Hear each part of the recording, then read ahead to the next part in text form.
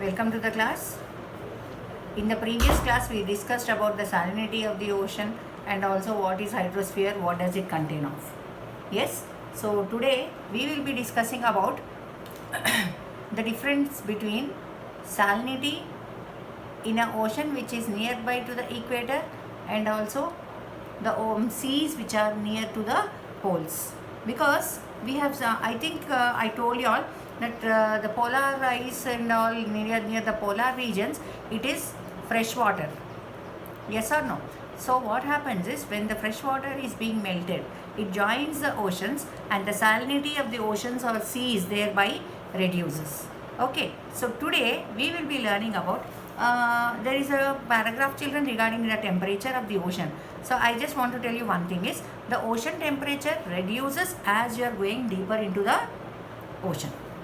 Okay, that is one. And the second thing is due to the one thing I can tell you all is near the equator, the level of the water in the oceans will be rising. It will be higher. That is the reason why the oceans will be flowing towards poles. Understood? This you have to keep a note in your mind because we have 4 different ocean currents, children. Now what is a current? Ocean current is nothing but it is a general movement of mass of water in a defined direction, in a specific direction is called ocean current. So you have warm currents and cold currents. Warm currents are those which are moving from the equator towards the poles, and cold currents are those which are moving from the poles towards the equator. Okay, so definitions are given and you can note it down later.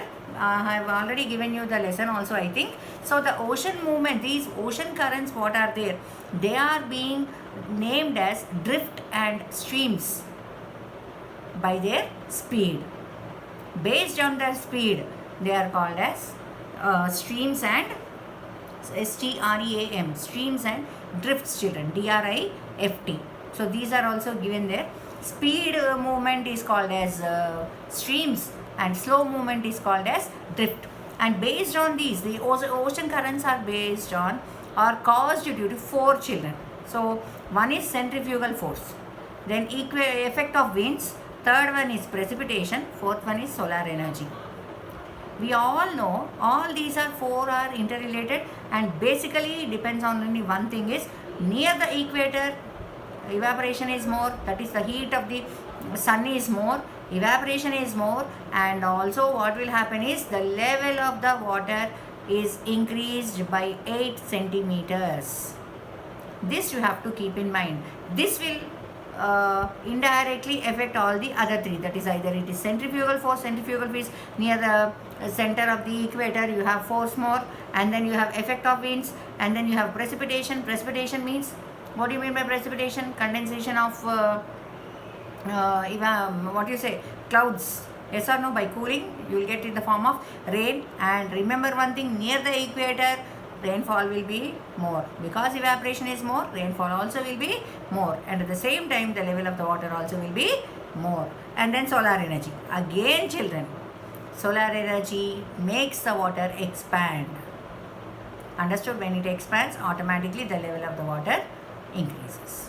Is it clear? So these 4 are interrelated based on only one concept, that evaporation is more at the, because sun's rays are falling directly near the equator, it will be very hot, and that heat will directly lead to evaporation, and evaporation leads to precipitation.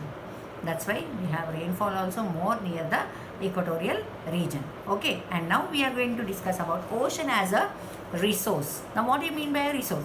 Resource is something where you get useful thing or you get things which you can use. For this, different ways a question can be asked you in the exam, like how can you say that ocean is a resource, or what do you get from ocean, or how is ocean useful to us? In different ways we can say.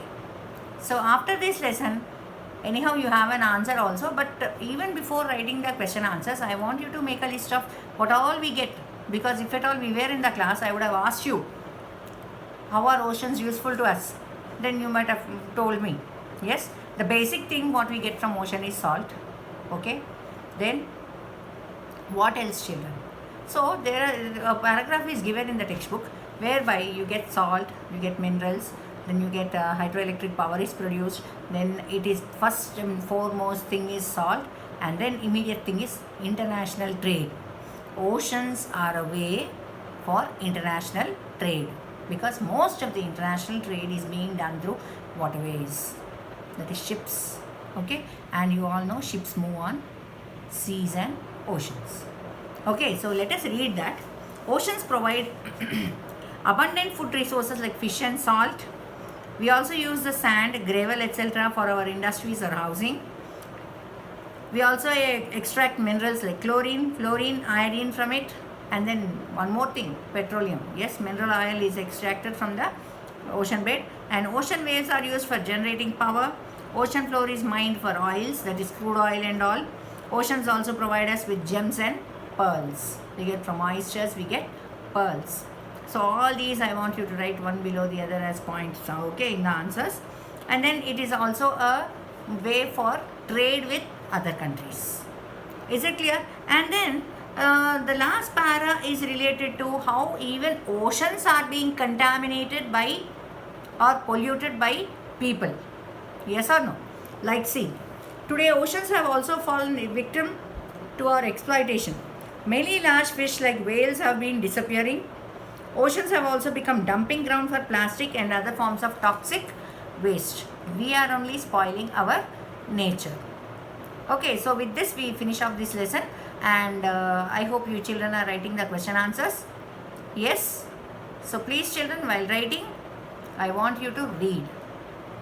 And one more thing is, first lesson question answers, I think by this time you must have completed. And while writing the second lesson, I am going to keep a pic.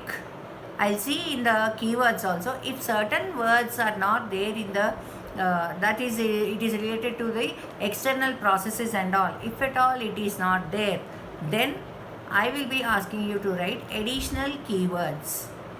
Is it clear? So today, after this lesson, I am going to post you that pic also, that paper also, in which what you have to write for the second lesson will be given clearly. Along with improve your learning and keywords, I want you to write these also.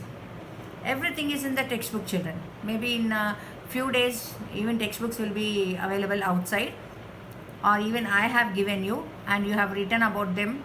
After I completed the lesson also, I made you write, isn't it? So from that, you write it. Okay, children?